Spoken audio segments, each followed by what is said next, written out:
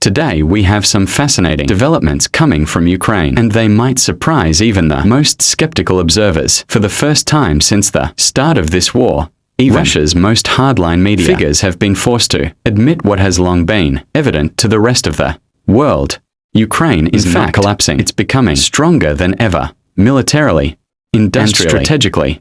According to reports, domestic defense industry has experienced explosive growth, combining homegrown innovation with joint production agreements across Europe. This transformation has fundamentally changed the balance of power on the battlefield. Even Vladimir Solovyov, of the Kremlin's most loyal propagandists, recently shocked his audience with a rare confession: Ukraine is collapsing, it's growing. Stronger.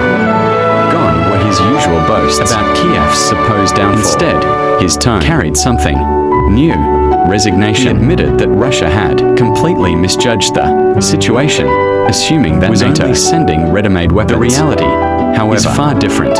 Ukraine is now producing much of its own equipment, and doing so with the help of Western specialists, volunteers, and a rapidly expanding military-industrial base. Between January and July of 2025, Ministry of Defense increased domestic procurement by an incredible 3.6 billion to the same period last year. As a result, over 71% of defense purchases now come from local manufacturers. To put that in perspective, in 2022, only about 10% were domestically made.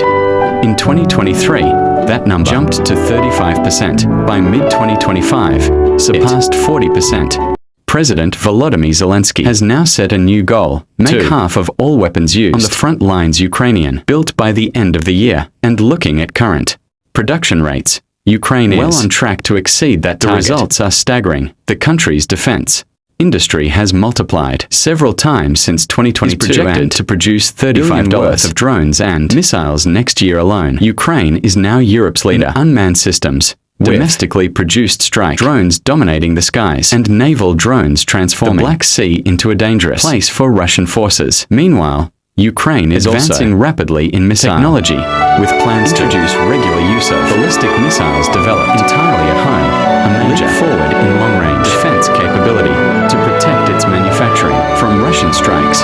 Ukraine has also decentralized its defense production across Europe through partnerships with Poland, Denmark, and Ukrainian engineers are building components and assembling advanced systems outside the country's borders, ensuring that no single strike can disrupt the entire supply chain. Denmark, for instance, launched its Build for Ukraine initiative, investing $50 million to Ukrainian defense firms on Danish soil. One such company is now preparing to produce solid rocket fuel there. A win-win for both nations. Denmark gains access to cutting-edge wartime technologies, while Ukraine secures reliable production facilities abroad. The statistics tell a powerful story of resilience. 95% of Ukraine are now domestically made. 80% of missile production happens inside Ukraine, rest completed through joint projects in Poland and Denmark. Artillery shell output has reached up to 75%, domestic, totaling over 2.5 million rounds in 2024 alone. Together, once hostilities destroyed, others can immediately take over.